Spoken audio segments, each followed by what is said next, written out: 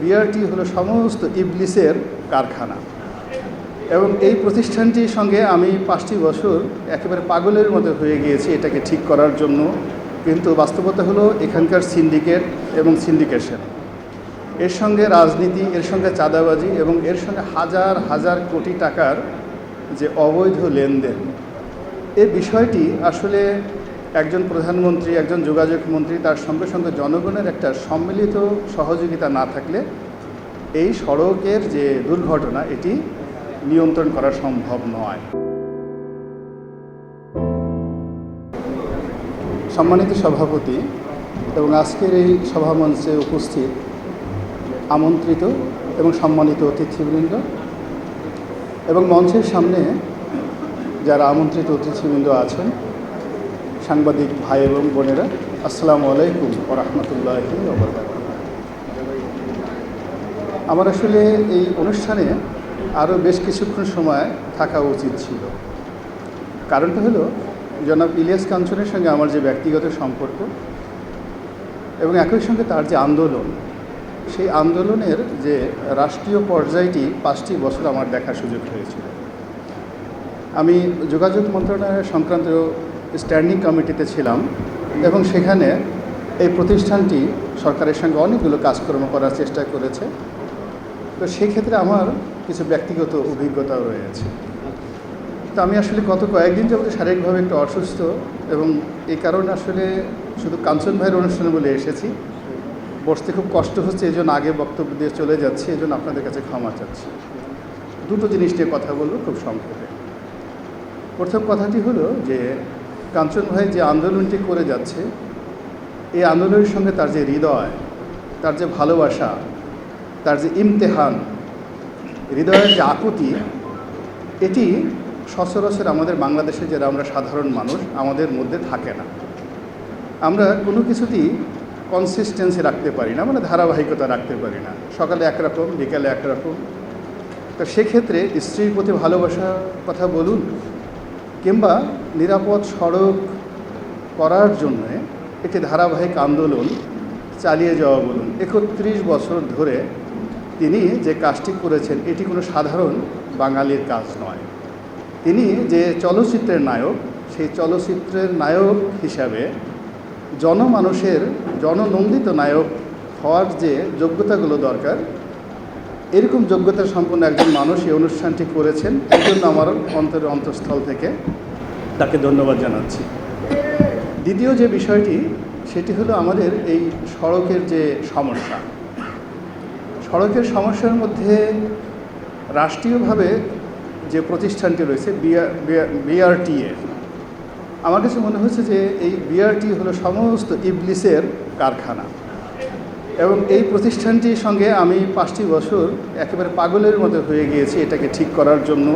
কিন্তু বাস্তবতা হলো এখানকার সিন্ডিকেট এবং সিন্ডিকেশন, এর সঙ্গে রাজনীতি, এর সঙ্গে চাঁদাবাজি এবং এর সঙ্গে হাজার হাজার কোটি টাকার যে অবৈধ লেনদেন, এই বিষয়টি আসলে একজন প্রধানমন্ত্রী, একজন যোগাযোগ মন্ত্রী, তার সঙ্গে সঙ্গে জনগণের একটা সম্মিলিত সহযোগিতা না থাকলে এই সড়কের যে দুর্ঘটনা এটি নিয়ন্ত্রণ করা সম্ভব নয়। একজন ওবায়দুল কাদের বলেন কিংবা এখন যিনি আছেন, খুব নামকা ওয়াস্তে শুধুমাত্র সড়ক এবং যোগাযোগ মন্ত্রী যদি থাকেন এটা সম্ভব নয়, এখানে আরও অ্যাক্টিভ লোক দরকার। দ্বিতীয়ত হলো যে উন্নত বিশ্বে আমি যে দেশগুলোতে দেখেছি যেখানে হাইওয়ে কনসেপ্ট, সেই হাইওয়ে কনসেপ্ট অনুযায়ী আমাদের দেশে একটি সড়ক এবং মহাসড়ক এখনও পর্যন্ত কার্যকর নেই। পদ্মা সেতুর যে বৃষ্টি মাওয়া থেকে ভাঙ্গা পর্যন্ত হয়েছে, এটি মহাসড়কের থিমটা এখানে বাস্তবায়ন হয়েছে, কিংবা যে 300 ফিট বসুন্ধরার যে রাস্তাটি এটি হয়েছে, কিন্তু এখানে এখনও পর্যন্ত ল অ্যান্ড অর্ডার এটা বাস্তবায়ন করার জন্য যে স্ট্রাকচার দরকার সেটা আমরা এখনও পর্যন্ত শূন্যতে যেতে পারিনি। এরপরে বিভিন্ন জায়গাতে যে সড়ক বাতি, ট্রাফিক সিস্টেম, এইগুলোর পাশাপাশি সবচেয়ে বেশি সমস্যা হলো এখানে রাজনীতির দুর্বৃত্তায়ন, অর্থাৎ পরিবহন থেকে চাঁদা নেওয়া এবং পরিবহনের নেতারা অযোগ্য লোকদেরকে ড্রাইভিং লাইসেন্স দেওয়া, মালিকদেরকে রুট পারমিট দেওয়া, এই পুরো জিনিসটি কেবলই মাত্র সড়কে যে দুর্ঘটনা ঘটাচ্ছে তা নয়, একই সঙ্গে নৌ পরিবহনে সেখানে দুর্ঘটনার সংখ্যা কিন্তু আরও অনেক বেশি। অর্থাৎ লঞ্চের, ট্রলারে, তারপরে ইঞ্জিন চালিত বোটে সেখানে যে প্রতিনিয়ত কত মানুষ মারা যাচ্ছে এবং কত দুর্ঘটনা হচ্ছে, এটা যদি সড়কের সঙ্গে যোগাযোগ করা হয়, মানে যোগ করা হয়, এটা আরও বেশি হয়ে যাবে। তো কাজেই এই বিষয়গুলো নিয়ে আমরা যারা সচেতন নাগরিক আছি, আমাদের সবাইকে কাজ করতে হবে। একা ইলিয়াস কাঞ্চন সাহেবের পক্ষে সম্ভব নয়, একা কোনো সরকারের পক্ষে সম্ভব নয়। এবং আমরা আজকের এই অনুষ্ঠানের মাধ্যমে এই যে একটা সচেতনতা বা গণসচেতনতা যে শুরু হলো, এটি যে যার অবস্থান থেকে আমরা যত বেশি করতে পারবো, অংশগ্রহণ করতে পারবো, আশা করি আমাদের সড়ক আরও বেশি নিরাপদ হবে। মহান আল্লাহ রাব্বুল আলামিন আপনাদের সবাইকে ভালো রাখুন, আমার জন্য দোয়া করবেন। ওয়াখিরু দাওয়ানা আনিল হামদুলিল্লাহি রাব্বিল আলামিন। আসসালামু আলাইকুম ওয়া রাহমাতুল্লাহি ওয়া বারাকাতুহু। ফ্যাসিস্ট সরকারের যে উলঙ্গ চেহারা, সেটা আমরা প্রথম দেখি। আগে তো পলিটিশিয়ানদের ক্ষেত্রে দেখেছি, ছাত্রদের ক্ষেত্রে বিশেষ করে আমরা দেখি। রাজনৈতিক সংগঠন বাদ দিয়ে আমি বলছি, যখন সড়ক আন্দোলনের জন্য নিরাপদ সড়কের জন্য ছাত্ররা নেমে আসে, সে সময় কি বর্বর নির্যাতন, একটা রাষ্ট্র, একটা সরকার যে কীরকম বর্বর হতে পারে, কীরকম ফ্যাসিস্ট হতে পারে, সেই দৃশ্য আমরা সেদিন দেখেছিলাম। কীভাবে নির্যাতন করা হয়েছিল সেই কোমলমতি ছাত্রদেরকে, যারা তার জীবন রক্ষার দাবি নিয়ে রাস্তায় নেমে এসেছিলেন একটা নিরাপদ সড়কের জন্য। সেদিন ছাত্রদেরকে ছাত্রলীগের সে সন্ত্রাসী বাহিনী, সেদিন যুবলীগের সন্ত্রাসী বাহিনী, সেদিন সরকারের লেলিয়ে দেওয়া বাহিনী কীভাবে নির্যাতন করেছে আমরা দেখেছি, আমাদের গা শিউরে উঠেছে। সেদিন সাংবাদিক শফিকুল আলমকে, শহীদুল আলমকে কীভাবে নির্যাতন করা হয়েছিল, পাকড়াও করা হয়েছিল, সেটাও আমরা দেখেছি, জেলে নেওয়া হয়েছিল। যার চূড়ান্ত রূপ জুলাই আগস্টে আমরা দেখেছি। বন্ধুরা, আমার কেন এই আন্দোলন, তার আগে আমি ধন্যবাদ জানাই ইলিয়াস কাঞ্চনকে। সড়কে যে গণহত্যা, সেই গণহত্যার বিরুদ্ধে দীর্ঘদিন ধরে তিনি সংগ্রাম করে অনেকটা, হয়তো পুরোপুরি সফল হয়নি, কিছুটা হলেও তিনি সফলতা এনে দিতে পেরেছেন, কিছুটা হলেও সচেতনতা তৈরি করতে পেরেছিলেন, কিছুটা হলেও সরকারের কানে পানি ঢুকাতে পেরেছিলেন। কেন এই আন্দোলন, কেন আমরা নিরাপদ সড়কের কথা বলছি? সম্প্রতি প্রথম আলোতে একটা রিপোর্ট বের হয়েছে, আপনারা দেখবেন, সেখানে বলা হয়েছে প্রতিবেদনটাতে, গত 11 বছরে সড়কে দুর্ঘটনা ঘটেছে 60,980টি, এবং এইসব দুর্ঘটনায় গণহত্যার শিকার হয়েছেন 1,05,338 জন, এবং আহত হয়েছেন 1,49,847 জন। বুঝেন, অর্থাৎ 11 বছরে 1,05,000-6,000 লোক সড়কে জীবনে দিতে হয়েছে। এই যে সড়কে যে লোকগুলো মারা যাচ্ছে, এই লোকগুলো কীভাবে মারা যাচ্ছে? কিছু লোকের ইচ্ছার কারণে। যেমন ধরুন, সেদিন ক্যান্টনমেন্টের একটা স্কুলের যে আন্দোলনটা শুরু হয়েছে, দুটো ছাত্রকে যা মেরে ফেলা হলো, সেটাকে কি আমি নিছক দুর্ঘটনা বলবো? তা তো রাস্তার পাশে দাঁড়ানো ছিল, আপনি বাস এসে তাকে চাপা দিয়ে, দুটো গাড়ির মধ্যে প্রতিযোগিতার কারণে এসে চাপা দিয়ে মেরে ফেললেন। এর থেকে তো আমি দুর্ঘটনা বলতে চাই না, এটাকে আমি হত্যা বলতে চাই। যার ফলে আমি সড়কে গণহত্যা শব্দটি বলছিলাম। আপনি বাস থেকে ধাক্কা দিয়ে, প্রায়শই আমি দেখি যাত্রীকে ধাক্কা দিয়ে ফেলে দিয়ে মেরে ফেলে, এটাকে আমি কীভাবে বলবো যে এটা একটা দুর্ঘটনা?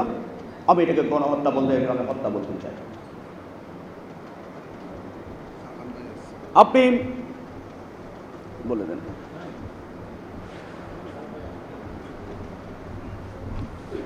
আমাদের মাঝে উপস্থিত হয়েছেন বিএনপি চেয়ারপারসনের মাননীয় উপদেষ্টা জনাব আব্দুল সালাম। আমরা করতালি দিয়ে তাকে স্বাগত জানাই। আমি যে কথাটি বলছিলাম,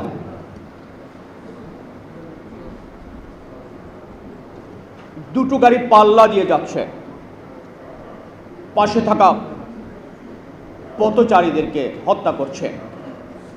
এটাকে আমি দুর্ঘটনা বলি কীভাবে? এবং এর সঙ্গে অনেক, দুই একজন নয়, এভাবে প্রায়শ দেখবে রাস্তার পাশে দাঁড়িয়ে থাকা মানুষগুলো পথচারীদের কাছে হত্যা করা হচ্ছে, কিংবা গাড়ি তুলিয়ে দিয়ে বাড়ির মধ্যে গিয়ে দোকানের মধ্যে চাপা দিয়ে মানুষ মেরে ফেলছে। এটা কিন্তু আমি দুর্ঘটনা বলতে পারি না।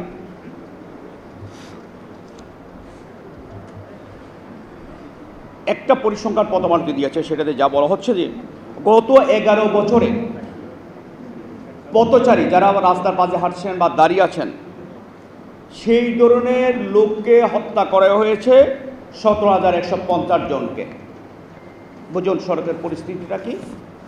এই অবস্থায় আজকে সড়কে দুর্ভাগ্যজনক সত্য, আন্দোলন করছেন দীর্ঘদিন ধরে, ছাত্ররা করেছেন, ইলিয়াস কাঞ্চন শুরুই করেছেন, তার কি কোনো প্রতিকার আমরা দেখছি? এটা কোনো সভ্য সমাজে আপনি কল্পনা করতে পারবেন না। মানুষ মরছে, 2 দিন সুখ করেন, 3 দিন ভুলে যান।